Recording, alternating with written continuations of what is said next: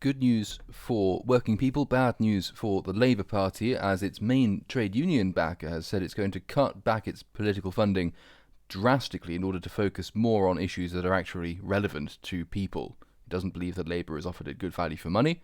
I can't imagine why.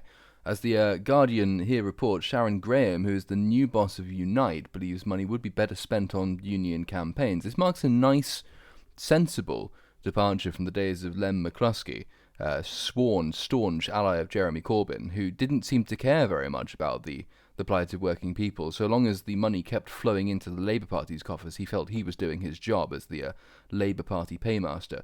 So, I don't know, maybe pigs are flying outside. A trade union is doing something sensible. It would certainly seem that way. As the Guardian's Randy Ramesh and Heather Stewart report, Labour's biggest funder, Unite, will cut political donations to the party and divert the money to union campaigns.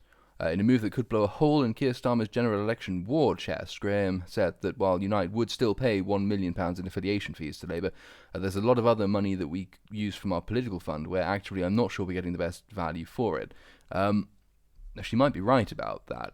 As you can see here, this is survey results from YouGov from 1st to 3rd of October, so I think this is the most recent data available. You'd hope from a trade union perspective that the Labour Party would use all of its huge, massive war chest afforded it by the trade unions to boost its public image, to mount effective political campaigning, to be seen to be leading on the issues, and potentially emerge as a viable opposition party, a potential alternate government, a government in waiting. But as you can see, if you just scroll down here, it's this column is the one we'll go. I'm just highlighting the whole damn thing. The first column is the one we'll go with. You can break this down in more interesting ways, but for the sake of conciseness, there is one issue. I think I had a quick scroll down this earlier. Only one issue where the Labour Party is ahead of the Conservative Party in general opinion polling, and in some cases, I think it is below don't know. In fact, more than a couple of cases, it's below the don't know. So the Conservatives are seen by and large to be the most competent. Then the second largest contingent of the voting public just doesn't know, and then the third largest tends to vote for the Labour Party, but on almost every single issue you care to name. So asylum and immigration. The one I should say at the outset, the one where the Labour Party does outpoll the Conservatives quite considerably is, of course, the National Health Service. 32% of people polled by YouGov said Labour would handle that better than the Conservatives, who are on 20%. This is because the British public has a really weird relationship with the NHS. It's kind of Stockholm Syndrome, with a healthy dose of masochism thrown in. It's a terrible health service, and it costs us way too much money. But it is, as Nigel Lawson once said, the closest thing the British people have to a religion. And that's why the Labour Parties always seem to be doing well, because the Labour Party's answer to every problem created by the NHS is to give the NHS even more money, despite the fact that it now accounts for more than almost, I think, 40% even of all government spending. But on every other issue, asylum and immigration, 24% of people back the Conservatives, opposed to 18% of Labour. On law and order, Conservative 28%, Labour 17%. Don't know is on 30%, which doesn't really bode well for either of the main parties, but particularly for Labour. The same is actually true in asylum and immigration. 27% beats the Conservatives on 24%. The Conservatives, in other words, are doing badly, but the Labour Party are doing worse. Education and schools is the second area where the Labour Party does better. 28%, one ahead of Don't Know on 27%. A few more than that ahead of the Conservatives on 21%. Taxation, they're actually even, because there isn't really very much difference between the Labour Party and the Conservative Party in terms of tax policy anymore. Unemployment, Labour does slightly better than Conservatives, because it's the party of handouts, but only 3%, 26% to 23%, 28% again Don't Know. The economy in general, the Conservatives tied with Don't Know, 29% each, the Labour Party on 19%, and it goes on. Housing, the Labour Party is much better, because it keeps promising rent control. So the Labour Party here is 28%, Conservatives on 17%. Again, Don't Know is on 29%. British politics is not in a healthy state. Neither of the two parties are competent. The Labour Party, where it does well, is doing well because it's just essentially promising to spaff money on things nobody really understands, but that sound good. So free healthcare, free housing, free education. None of these things work, but they all sound good. And the British public are not economically literate, so there you go.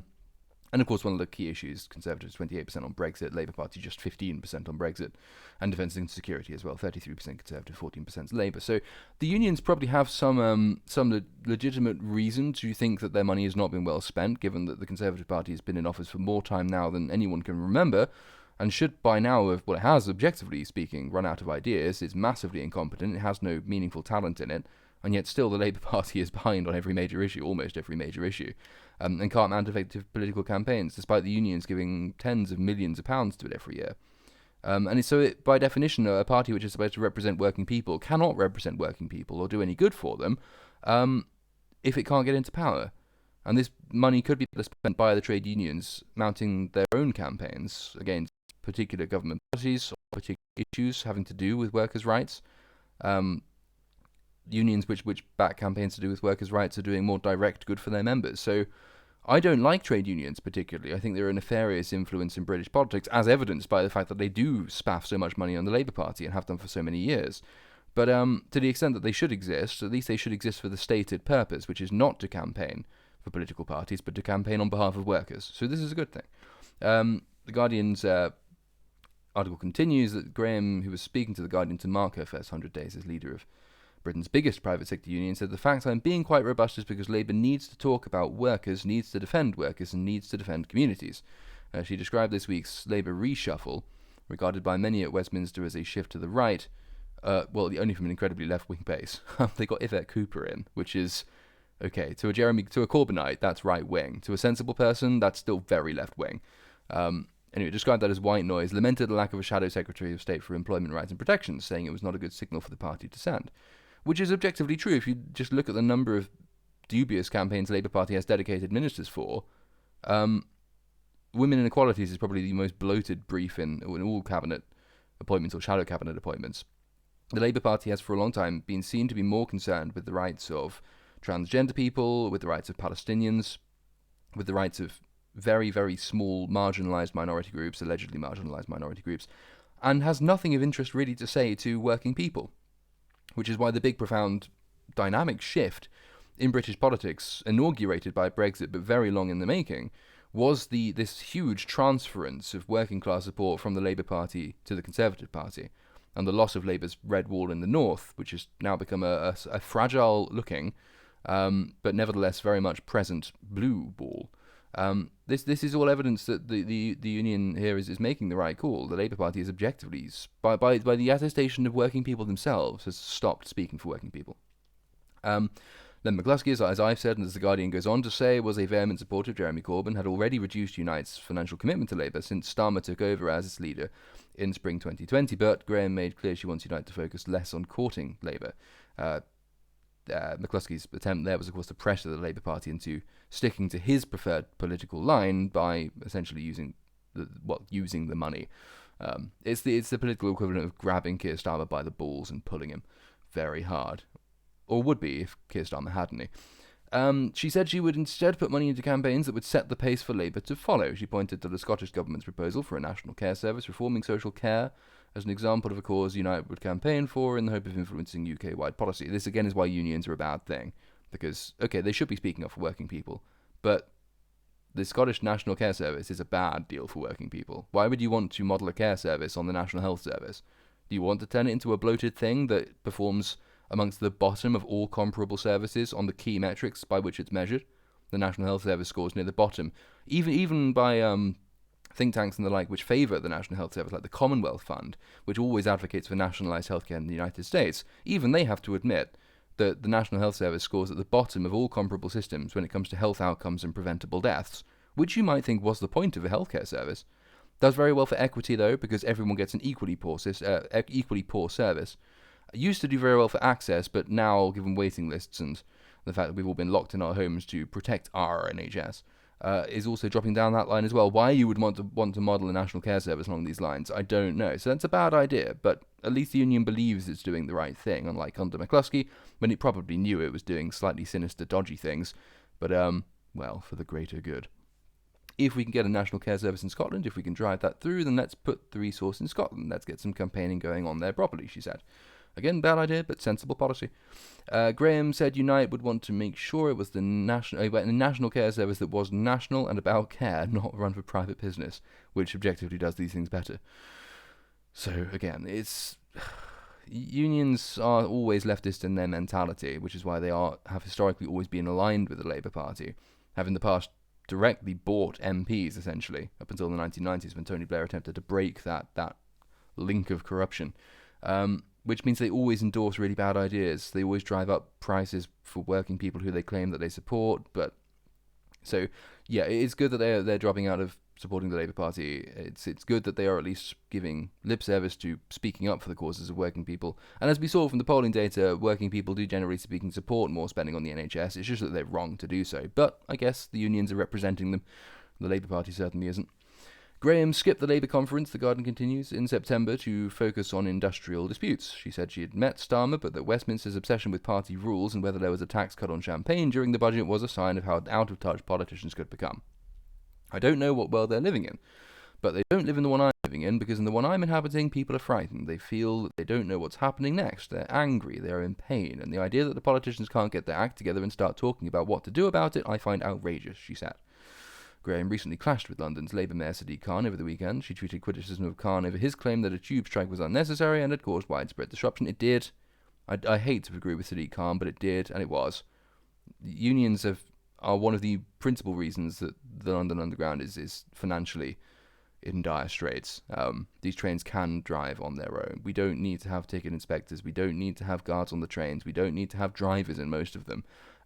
Earning extortionate salaries, because the one thing unions are good for is driving up wages of people already in unions, but that of course means it's very difficult for employers to hire people, so it's only good for people already in the circle. For people outside of the circle trying to break in, unions have a deleterious effect. This is true pretty much everywhere in the world unions have ever been tried. But nevertheless, Graham tweeted, workers are turning away from UK Labour when a Labour mayor attacks workers. I don't know. I'd have to pull up the polling data. I suspect the majority of the public were against the tube strikes. They're usually the least popular strikes. Anyway, she says it's about time that the Mayor of London did the right thing and stood up for workers not just at election time but when it matters. With Labour's reshuffle continuing and junior frontbench posts still being allocated, it's the former employment rights minister Andy MacDonald, who resigned at the party's annual conference after being asked to reject a £15 an hour minimum wage, which again is a terrible idea, but at least he had the sense to do it. So if we move on, I mean, I mentioned that the trade unions have always been aligned with the Labour Party, always up until, as I mentioned, the 1990s. Let me go back and find the bit I was actually interested in here. So this sort of describes, it is from Wikipedia, but Wikipedia writing about the Labour Party is essentially it writing about itself or its own ideology. I don't know if that makes it more or less likely to be honest. I suspect slightly more honest. So we'll go by its word here. I think this is all verifiable fact anyway. But as it explains, by the 1980s, many unions had moved from holding elections to identify candidates because they previously identified candidates, individual MPs to support, and then would give money to MPs. It moved from that to setting tests. Another trend was to co-opt existing MPs with their agreement who may have had no previous link with the union but were willing to work with it in exchange for sponsorship. This is just plain simple corruption. This is why the country was absolutely in. It just died. It was shockingly badly managed. Politics was a complete mess up until the late 1970s, early 1980s when Thatcher got in. Most unions removed any requirement to have worked in the industry they represented. Though the National Union of Mine Workers, and I don't know what ACE, but anyway, continued to only sponsor candidates with trade experience. In some cases, such as Frank Dobson, this was deemed a success. He was the son of a railway worker. He regularly spoke up on issues of interest to the National Union of Railwaymen. However, in other cases, such as the Confederation of Health Employees, many sponsored MPs had little connection with the union and did little to represent its interest. They were just interested in the money. Some MPs hoped to receive a front-bench portfolio. Matters, these things do often conflict, as the governing of the country quite often conflicts with union priorities. It goes on, despite these changes, the proportion of sponsored MPs rose through the 1980s, largely because of the smaller number of Labour MPs. By 1990, more than 60% of the party's MPs were sponsored. 60% of elected members of Parliament had a dual loyalty, on the one hand to their voters and their constituents, on the other hand to their union paymasters. There was a slow growth in the number of women who were sponsored, though their numbers remained small. Another major change was the proportion of front bench, which was sponsored. By 1989, all but 2 shadow cabinet members were sponsored. They were given limited assistance by the GMB union. However, some unions felt they were better off sponsoring backbenchers, as they would have more time to devote to union interests and would be less sensitive. It says here the system led to a poor distribution of resources, because some things never change. With most union funds supporting MPs in safe seats, because they're quite socialistic, and socialists don't know how to manage money, and those MPs in safe seats were in least need of election and agent expenses. In addition, some unions became frustrated they could not get candidates adopted in seats where they had traditionally sponsored the MP, and in some cases struggled to get them adopted in any winnable seats. The system for adopting candidates was changed in the 80s, An electoral college system was created, giving affiliated unions a fixed but minority say in decisions. In 1990, it was changed again to a one-member, one-vote system. The unions didn't like that. This was Tony Blair's attempt to be seen to be separating himself from the unions, but also to free what remained of their stranglehold on the policy-setting ability of trade unions. And the unions were, of course, concerned about this system, that it would reduce their influence in the party. I think it's fair to say that they did, but they are slow on the uptake. Enough of them still see enough interest in it to continue sponsoring the Labour Party and its MPs. Though, as we've seen from Unite, that is perhaps slowly changing. The other thing, of course, to mention here, I don't think it is mentioned in this Wikipedia article, the means by which unions do this, it's again a bit shady. So, on the one hand, the one-member, one-vote system did reduce some of their influence, and that was partly its design. On the other hand, unions they're not allowed to just immediately take all money donated by their members, because of course people have to pay membership fees to trade unions. They're not allowed to take all of that and give it to the Labour Party, but they are allowed to put it in specific political funds, which can go to the Labour Party. And in many unions, these funds are opt-out funds. And if you go around in any financial industry, from pensions to union funds, you will find that inertia is the guiding methodology. Most people do not look into where their money is going in any context. They're not interested. They don't even know that they have a choice. So by putting it in effectively a default fund, by saying, well, you have to opt out of our political campaign, what they're essentially doing is taking the dues paying members, the dues of paying members, and giving a lot of money to the Labour Party, and pretending that they're giving members a choice in this matter, when members in many cases just won't even be aware that they have a choice. So this is still quite dishonest. But if we go back to the modern day, what sort of damage will this withdrawal of funds do to the Labour Party?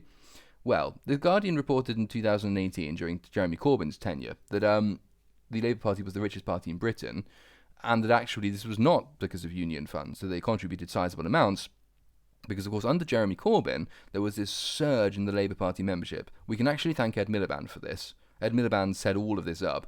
His change in the party rules to allow people to join for £3 was the thing that got Jeremy Corbyn elected in the first place. And Jeremy Corbyn, by virtue of the cult of personality erected around him, and also the idiocy of young people in this country, then established this vast membership.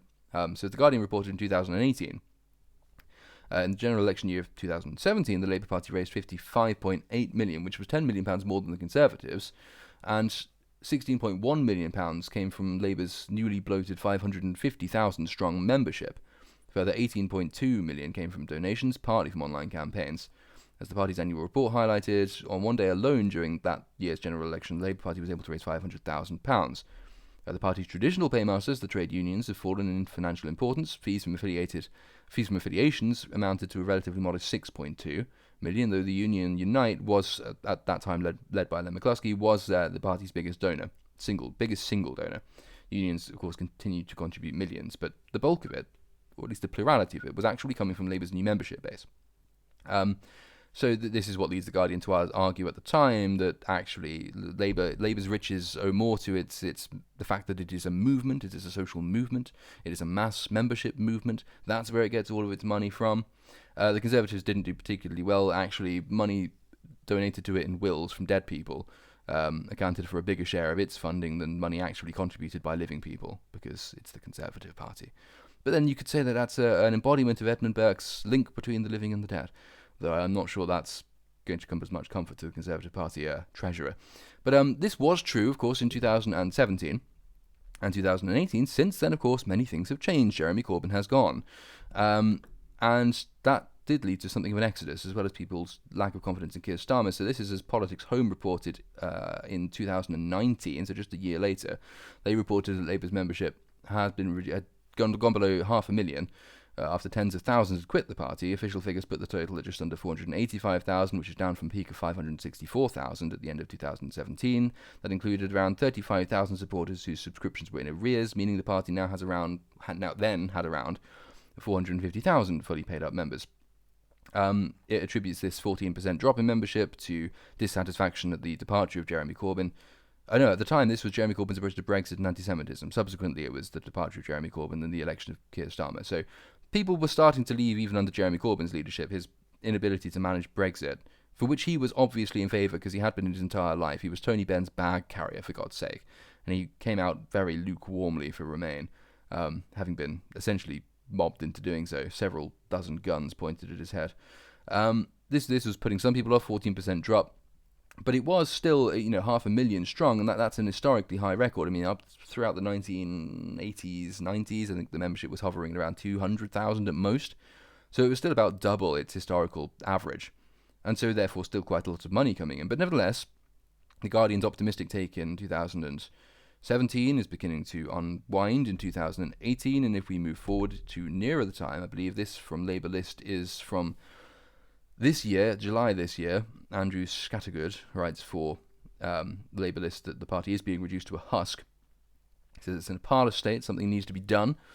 On Monday, whenever this was written, the Labour General Secretary David Evans told staff there would be massive redundancies. Approximately a third of Labour HQ staff would have to leave because the party's financial state, and that's a result of significant membership decline that really kicked off following the anti-semitism crisis, but again also following Keir Starmer's ascension and the departure of Jeremy Corbyn. Within perhaps only a couple of years until the next, next general election, he says Labour is being reduced to a husk, and this can't be allowed to carry on. He says it didn't have to be this way. As he cites the Guardian article we've already gone through, when the Guardian named the Labour Party the richest party in Britain, our coffers were full as hundreds of thousands of people joined the party, bringing numerous small donations with them, he writes. Not only did it put us in a good financial stead, but it also meant the party didn't have to rely on donations of rich individuals with interests opposed to ours. This was a feature of Tony Blair's time.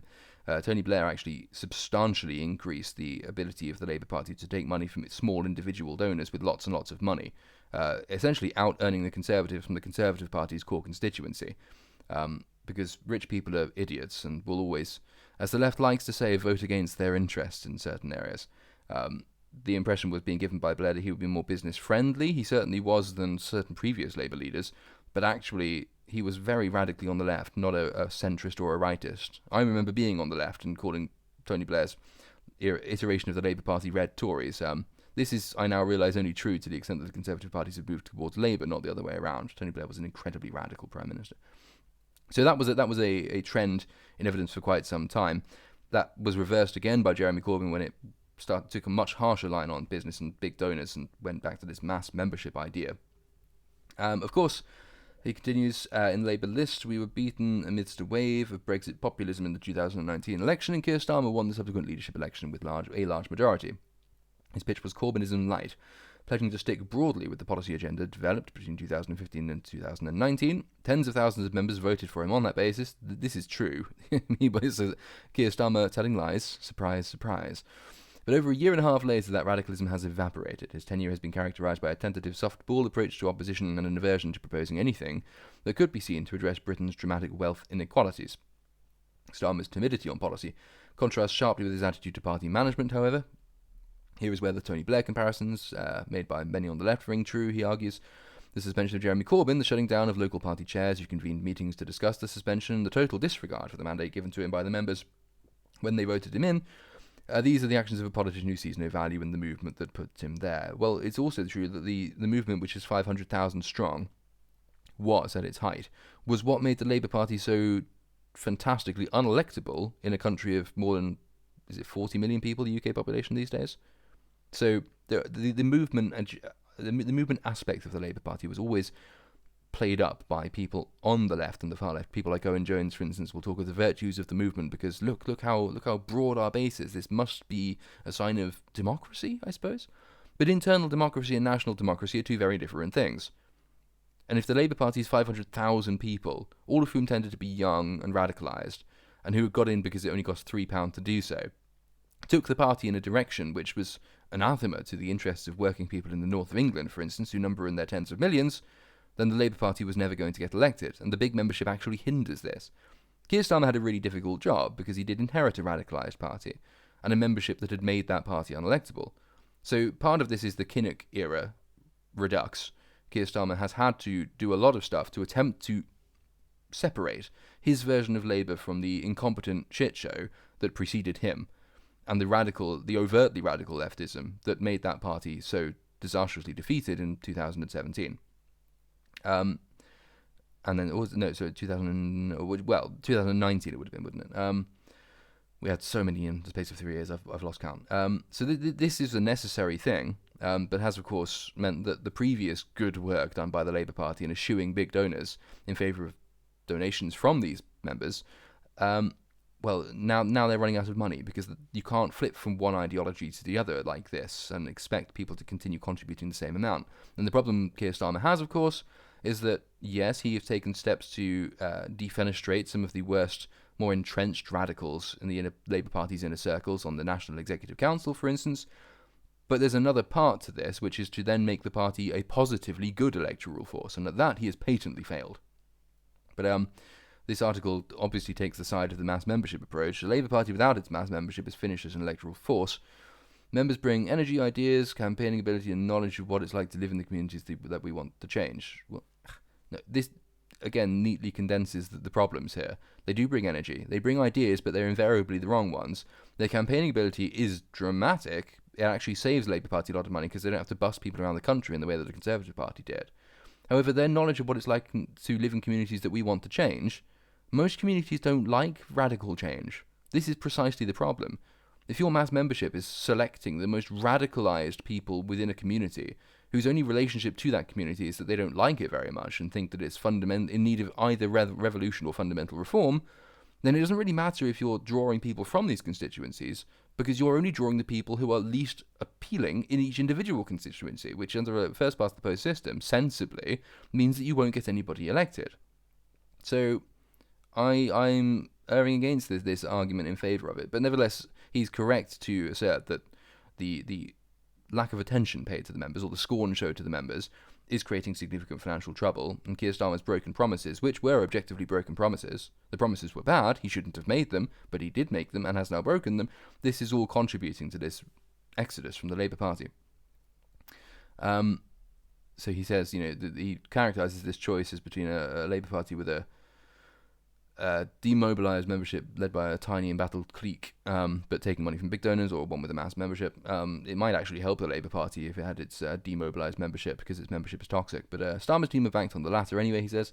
Now their chickens are coming home to roost. Their repeated disdain for the wider movement has led to tens of thousands of people leaving the party. The consequent drop in revenue should be no surprise. This is no way to run a democratic socialist political party. We cannot pretend that the risk of taking on the Tories is going to be easy. The 2019 election defeat is a reminder of that, etc. Labour's facing a series of historic challenges that can't be solved easily. Ageing population, shifting toward the Conservatives, democratic and economic system in crisis, trade union movement at an historic weak point, largely because they've spent all their money on Labour and not on issues that matter to voters. A resurgent right now united in one party. And we'll take a look at the Conservative Party and see how much unity you find there. But he concludes that the unjust mass suspensions of party members simply for passing motions in support of Corbyn, the shameless abandonment of the pledges on which he campaigned to be Labour leader, the absence of almost any socialist MPs in the shadow cabinet, and the closure of the community organising unit are just a few of the many indications that Starmer has given that his preferred politics is a hollowed-out version of New Labour. Now this brand of politics is leading the party to financial ruin. If he keeps this up, Keir Starmer is more likely to be king of the ashes than prime minister. Yeah, I can contend with that. I don't necessarily agree with all of the analysis, given again that it was the membership that made the Labour Party unelectable, and the cult of personality around Jeremy Corbyn is not something you should want to revive, and that does seem to be his preferred solution. So, sort of the right diagnosis and the wrong prescription, I think, from here. But yeah, possibly good news for working people. Definitely bad news for the Labour Party. I think, however, we shall have to watch this space because well, time has taught us not to trust the unions.